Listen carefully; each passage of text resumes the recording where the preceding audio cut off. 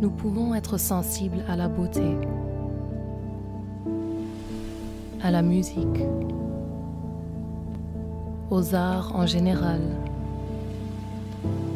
à la manière dont nous communiquons, dont nous nous exprimons. Et on suppose tous savoir ce qu'est la sensibilité. Et pourtant, il est difficile d'en saisir le sens, d'en donner une définition. Mais où peut-elle réellement nous mener?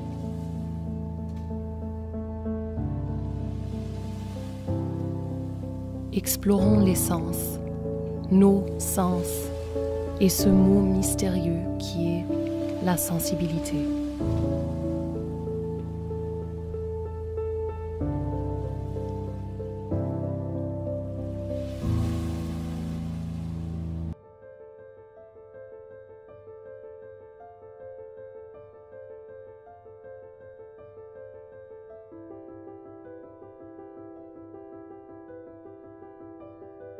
J'ai toujours été amoureux de tout ce qui est artisan, de tout ce qui est fait par la main, de tout ce qui est fait avec amour, avec le cœur, dans lequel l'homme s'exprime d'une manière spontanée, naturelle, sans ce qui se passe aujourd'hui. Moi, je suis un peu perdu. J'étais très passionné, alors j'ai resté tard le soir pour travailler avec les maîtres de stage, des gens qui savaient modeler, tourner les émaux.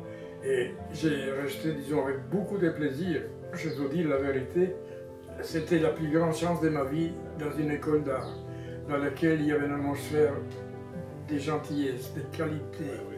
On cherchait que les belles choses. La qualité essentielle, c'est de l'aimer, de donner le meilleur de soi-même. Même si à un moment donné, tu travailles beaucoup, surtout au début, quand on commence à travailler, on ne connaît pas assez bien la réaction de certains produits, de la cuisson. C'est un métier qui a l'air constant, mais ça demande beaucoup de gentillesse, de calme et de raisonnement. On est dans un monde tout à fait différent de ce qu'on vit actuellement. S'il faut du temps pour faire une belle forme, s'il faut pas dans un mois, 15 jours, 3 semaines recommencer, il ne faut pas se décourager trop vite. Le problème, c'est que parfois tu arrives aujourd'hui au matin, tu tournes une série de pièces, ça va tout seul. Parfois j'avais fini, je dis mais c'est pas moi qui j'ai fait ça. Tellement que c'était... Et 8 jours après, incapable de faire. Alors qu'est-ce que j'ai fait? Je me rappelais, disons, ce que mes anciens maîtres en Italie me disaient. Antonio, Pierre Chirou ne ramasse pas de mousse.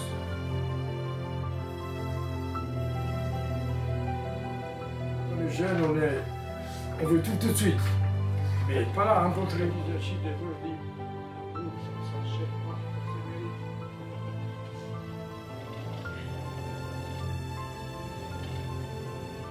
Ça m'arrivait plusieurs fois d'ouvrir un four et de pleurer parce que j'étais profondément triste parce que j'ai dit j'ai donné le meilleur de moi-même pendant des mois. J'ai pas dormi la nuit, on venait surveiller les fours. Moi je me réveillais à telle heure, ma femme une autre heure parce qu'il n'y avait pas les fours modernes comme maintenant. Il fallait mettre 1, 2, 3. Moi j'allais coucher, ma femme s'est levée. Ah, c'est très vivant la cuisson et tout. C'est un peu comme un enfant qui attend Saint-Nicolas.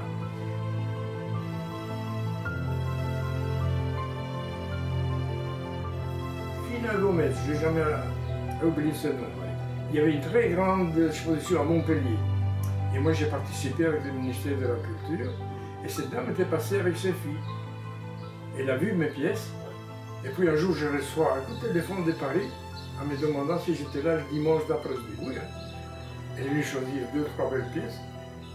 Et j'étais les voir à Louvre quand on a fait Louvre. J'étais étonné que mes pièces soient là.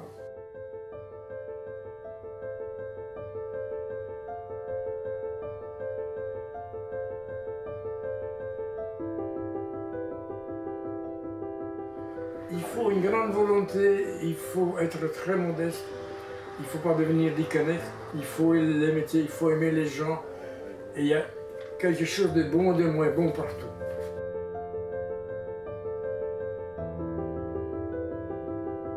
On a eu très difficile parce qu'on était pauvres, il faut dire les choses. Mais c'est pas une pauvreté d'argent. Pauvre quand on était confrontés à des problèmes qu'on n'avait pas les possibilités d'aller chez des gens, parfois, pour avoir, disons, un conseil pour éviter certains problèmes. Mais dans l'ensemble, quand on s'aime et qu'on aime ce qu'on fait, je crois qu'on passe à travers. La pauvreté la plus, pour moi, la plus triste et la plus mauvaise, c'est celle quand on n'a pas de cœur.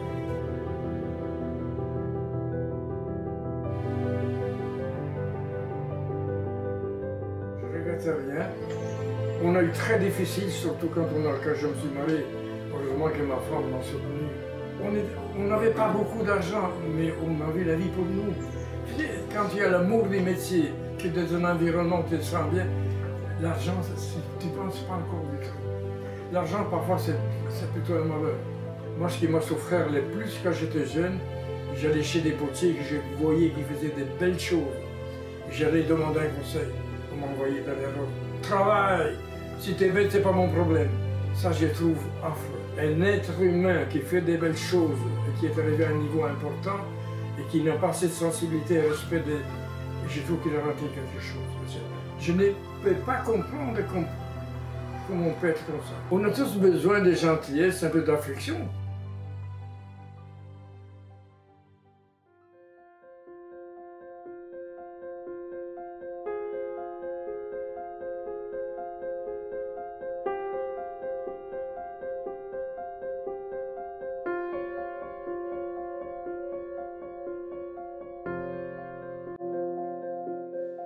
Le corps exprime la plupart du temps une souffrance qui est plus profonde. Bioénergie, c'est la capacité à ressentir toutes les pollutions qu'une personne peut porter autour d'elle. Ça veut dire dans son aura, dans son champ électromagnétique, comme si on était un aimant, on a une structure physique qui émane en fait un rayonnement électromagnétique. Et ce rayonnement électromagnétique, il agit comme un aimant. En cheminant dans notre vie, on traverse des choses agréables et des choses moins agréables, des épreuves, et chaque chose difficile vient s'inscrire dans ce champ électromagnétique sous forme d'une pollution. Et donc le bioénergéticien, il est capable, grâce à sa sensibilité, d'aller détecter dans ce biochamp, qu'on appelle, les pollutions. Première phase, c'est le praticien, de par l'entraînement qu'il a eu dans sa formation, développe sa capacité à percevoir les choses. Donc, il va par sa sensibilité repérer, que ce soit dans le corps ou à l'extérieur du corps, tous les blocages d'énergie qui se produisent. Ces blocages d'énergie correspondent à une grille qui est codifiée. On sait que tel blocage d'énergie correspond à tel contexte émotionnel. Mais le boulot du bioénergéticien, c'est pas d'aller planter des aiguilles, c'est vraiment de travailler dans un côté beaucoup plus holistique de la personne. C'est-à-dire qu'il prend toutes les dimensions de la personne, le physique, l'émotionnel, le psychique.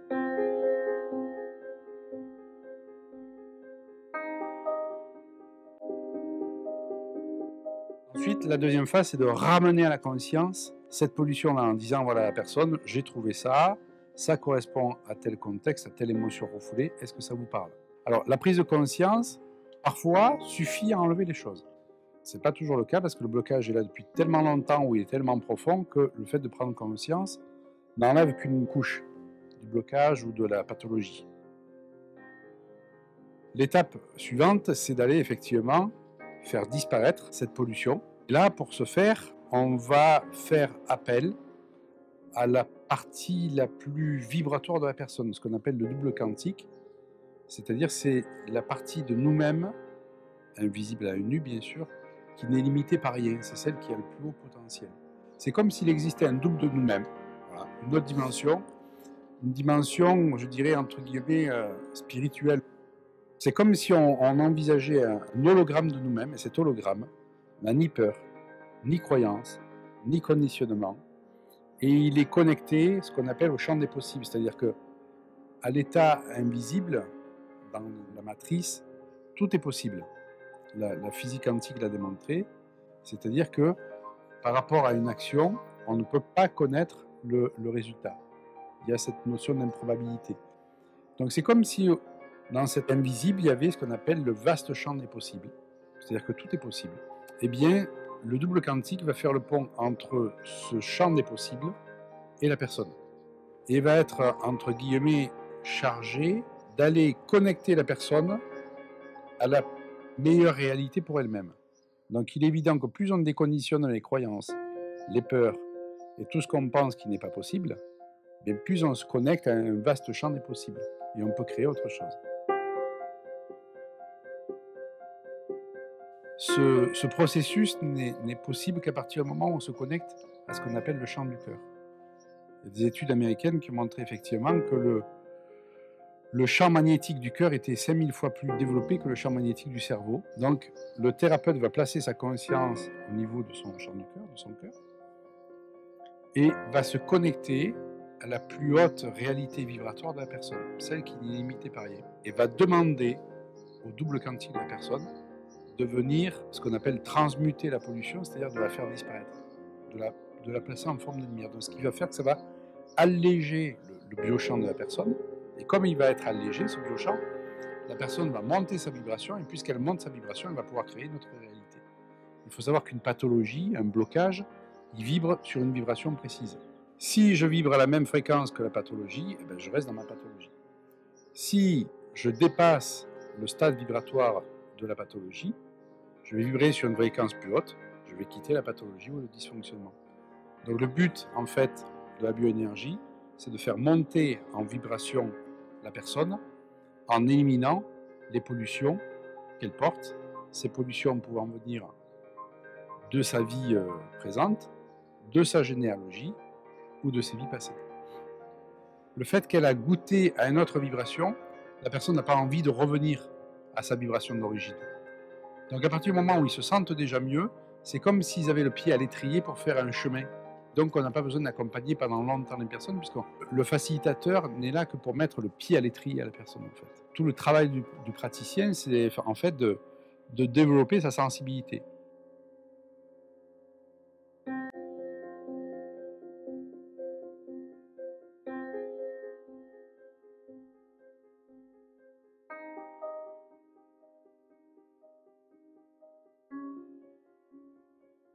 Moi, je rêvais de pouvoir avoir accès à tous les remèdes possibles et imaginables, puisque tout est remède dans l'univers.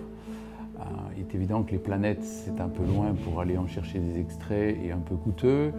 On ne connaît pas et on ne peut pas utiliser tous les minéraux. On n'a que très peu de bactéries, de virus, de champignons à disposition en homéopathie.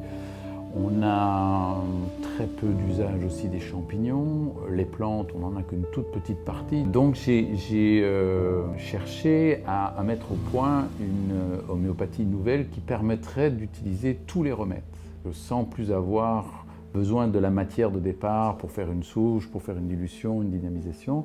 Et je me suis rendu compte au cours de mon expérience que quand je testais en kinésiologie sur le patient le règne, le remède, le nombre et le type de dilution-dynamisation, ça faisait le même effet que si la personne avait pris le remède.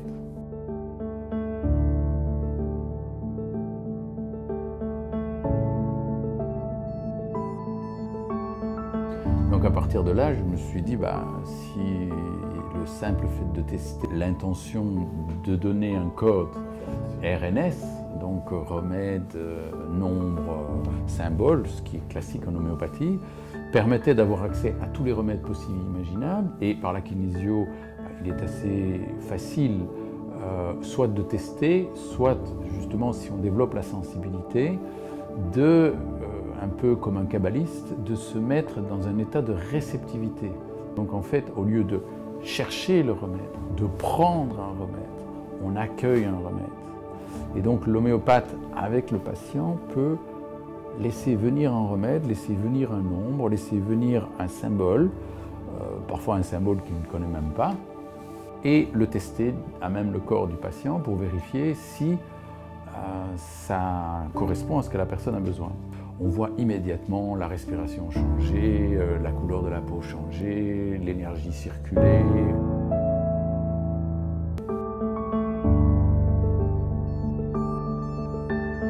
le placebo, c'est la puissance du patient. Et que qu'est-ce qui active le placebo? Eh ben, ce qui me plaît, puisque placebo veut dire je plais. Donc si j'arrive à trouver ce qui me plaît, ce dont j'ai envie, et que je le fais, ça s'appelle un acte psychomagique, et bien là on peut voir des changements au niveau du cerveau, au niveau émotionnel absolument spectaculaires.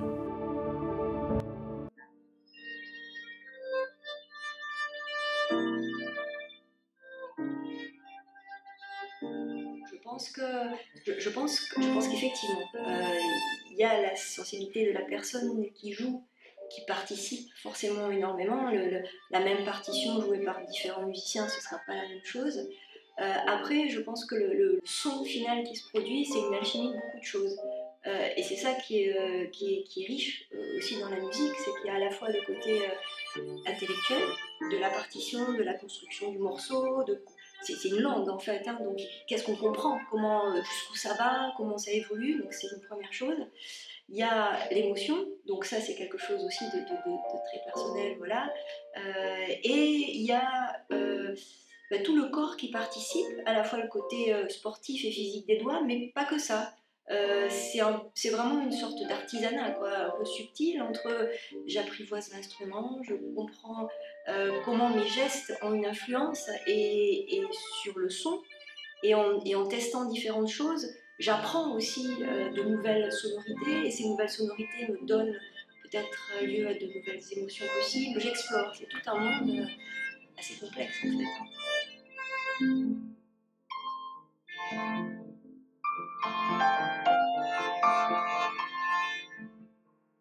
Je crois que ça me révèle à moi-même. Je suis moi, encore plus moi, quand je joue. Je crois vraiment que la musique, c'est quelque chose qui est indispensable, qui est dans ma vie d'une manière extraordinaire, à la fois de l'écouter, mais de la jouer en particulier. Je suis en quête d'une partie de moi qui se révèle à ce moment-là. Et ça, c'est quelque chose de très personnel.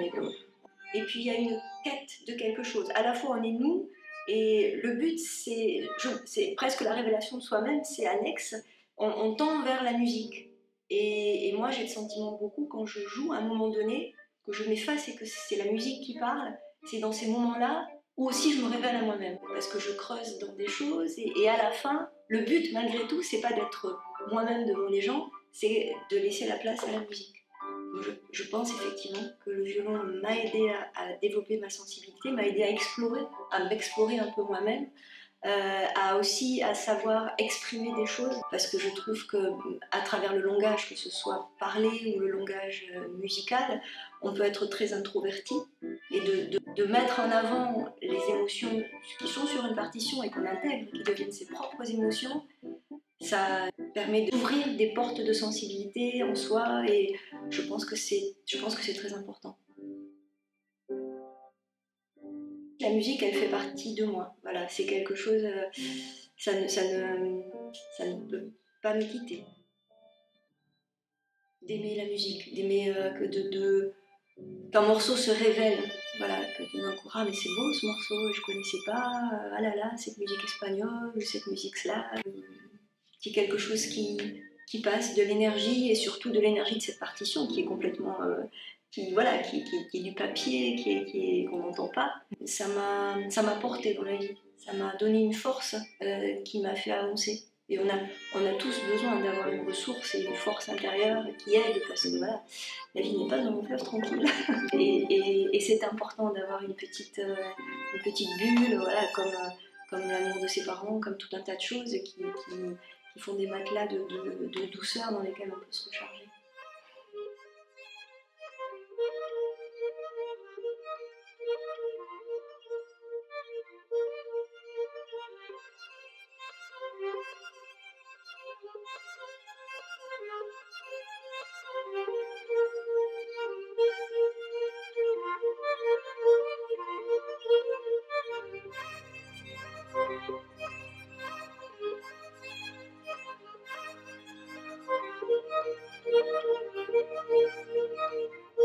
Nous pouvons être sensibles à la beauté, à la musique, aux arts en général, à la manière dont nous communiquons, dont nous nous exprimons.